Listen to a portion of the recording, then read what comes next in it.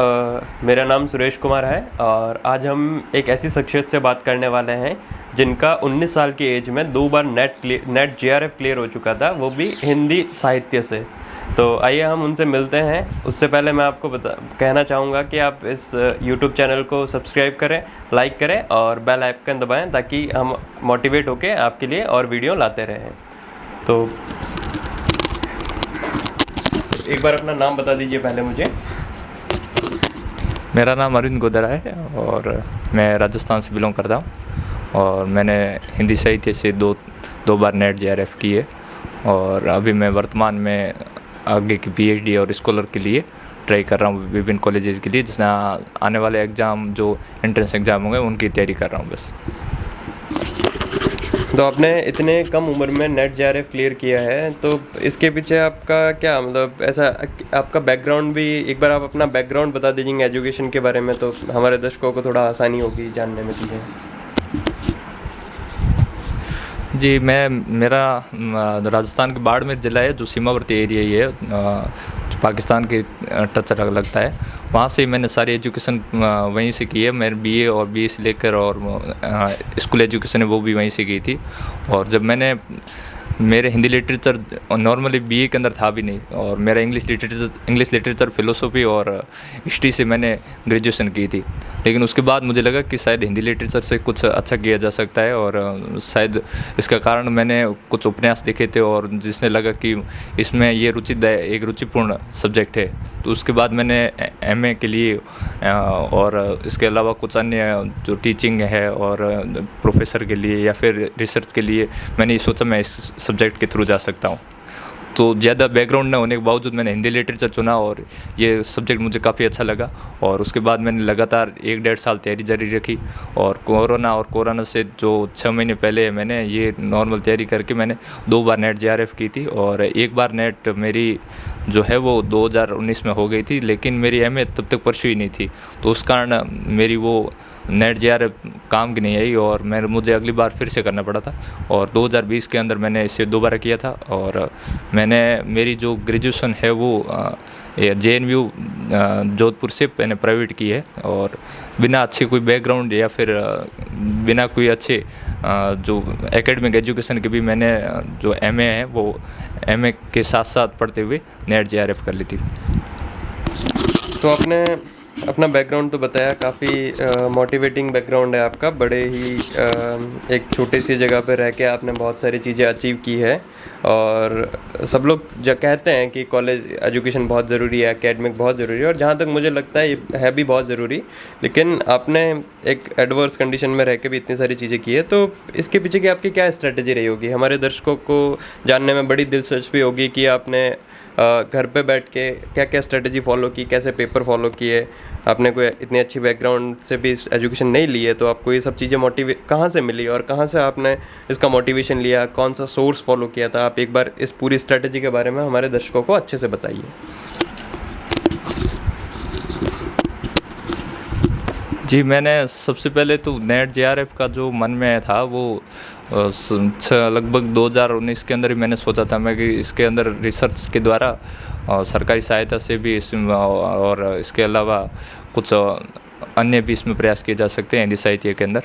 तो इसके लिए मैंने 2019 में इसकी जो तैयारी शुरू की थी और तैयारी करने के लिए मैंने विदाउट कोई कोचिंग या फिर विदाउट कोचिंग और बिना कोई बड़े शहर जाए जैसे जयपुर है, दिल्ली है, वहाँ पर मैंने नहीं गया। अपने होम टाउन में तैयारी की और होम टाउन में मेरा सिलेक्शन हो गया था और वहीं से।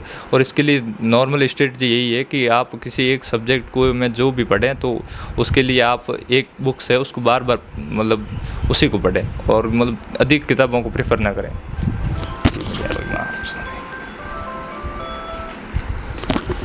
उसको बार बार आप मतलब अलग अलग किताबें देखने की कोशिश करें, सिर्फ एक किताब से आप पढ़ने की कोशिश करें और उसके माध्यम से आप कर सकते हैं। और मैंने 5 सब्जेक्ट जो टॉपिक्स हैं उनके लिए 4-5 किताबें पढ़ी थी, जो काव्य शास्त्र है, हिंदी का काव्य शास्त्र है, हिंदी साहित्य का इतिहास है और इसके अलावा जो भाषा खंड है इसके तो इन सब के लिए कुछ किताबें प्रेफर की थी। उनकी मैं आपको एक बता देता हूँ कि लिस्ट कौन कौन सी होनी चाहिए। और सबसे पहले अगर हिंदी साहित्य का इतिहास कहा जाए तो नेट जेआरएफ के अंदर सबसे ज़्यादा सवाल इसी से आते हैं। तो नेट और जेआरएफ में लगभग 50% से ऊपर इनका वेटेज रहता है। और नेट में मैंने ये 2 साल के एग्ज़ाम के अंदर पाया भी है कि अगर आपका हिंदी साहित्य का इतिहास अच्छा है तो आप इसके माध्यम से अच्छे नंबर प्राप्त कर सकते हो, या जेआरएफ में बहुत अधिक संभावना हो जाती है कि आप उन जेआरएफ आपका हो जाए।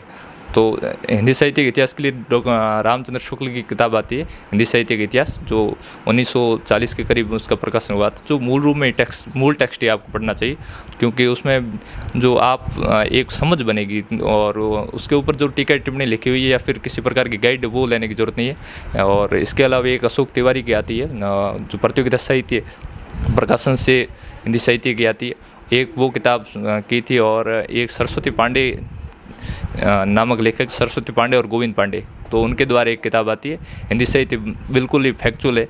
और अगर आपको इसके अलावा कुछ अगर बैकग्राउंड नहीं है और कंसेप्चुअल जानकारी लेना चाहते हैं तो आप दृष्टि के जो नोट्स हैं वो शायद जयपुर या दिल्ली से कहीं पर भी मिल जाते हैं, या ऑनलाइन मंगवा सकते हैं, और उसके द्वारा आप अपनी तैयारी जारी रख सकते हैं। और रही बात नेट रुक तो जैसा आपने बहुत सारी चीज़ें बताई है हमारे दर्शकों को, जो हो सकता उनको भी फॉलो करना चाहिए चीज़ें।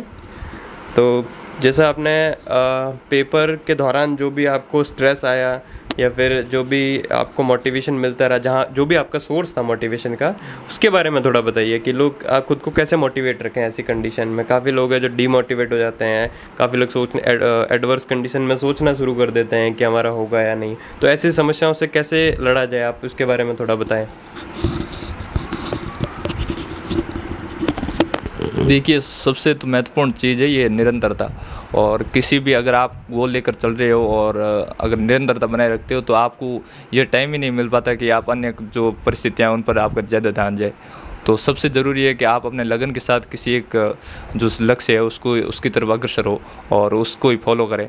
और जो अपनी जो स्ट्रेटजी है, पूरी रणनीति है, अगले 6 महीने 12 महीने जिस हिसाब से आप तैयारी करना चाहते हैं उसमें उनको आप छोटे छोटे खंडों में बांट कर उसके अनुसार तैयारी करें। और कोशिश करें कि उसके अनुसार तैयार होकर आप एग्ज़ाम से पहले कुछ जो पुराने पेपर है या फिर टेस्ट सीरीज है वो देकर आपने जो स्टैंडर्ड है वो पता कर लें कि अपना स्टैंडर्ड किस हिसाब से, अपनी तैयारी किस दिशा की ओर जा रही है, ताकि एग्ज़ाम से पहले आप वो स्ट्रेस मैनेजमेंट कर पाएँ।